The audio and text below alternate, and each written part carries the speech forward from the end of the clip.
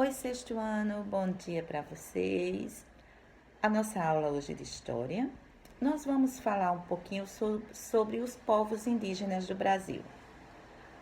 Em 1500, o território do Brasil atual já era ocupado por aproximadamente 6 milhões de pessoas, com costumes e crenças bem diferentes dos europeus.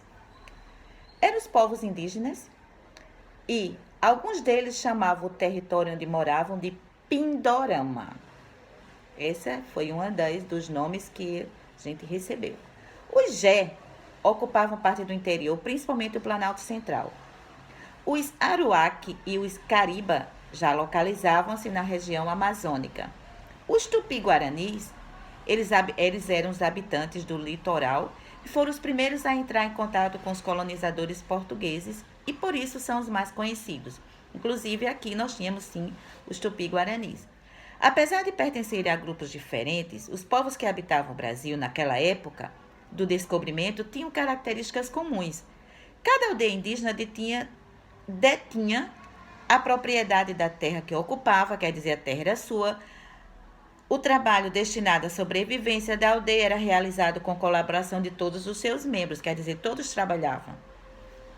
O sustento da aldeia era conseguido por meio da caça, da pesca, da coleta de frutos e de raízes. Todo mundo já sabe mais ou menos isso, né? E de uma agricultura bastante rudimentar, quer dizer, totalmente com as mãos, com a enxada, era assim que eles trabalhavam, certo? Eles cultivavam a mandioca, a batata doce, a pimenta e alguns cereais. Quando acabavam os recursos de uma região, o grupo se deslocava para outra área, para a procura de comida. Por isso, os indígenas, eles eram nômades. Havia também a divisão de trabalho entre os homens e mulheres. Os homens caçavam e guerreavam, enquanto as mulheres colhiam frutos e raízes e cuidavam da plantação, do artesanato e das crianças. E aí, gostaram? Coisa boa! A aula bem simples. Isso que a gente falou um pouquinho sobre eles, sobre os nossos indígenas, que até hoje eles ainda são perseguidos. Fizeram o que fizeram com eles, dizimaram quase todos os nossos indígenas, quer dizer, acabaram quase todos os nossos indígenas, isso.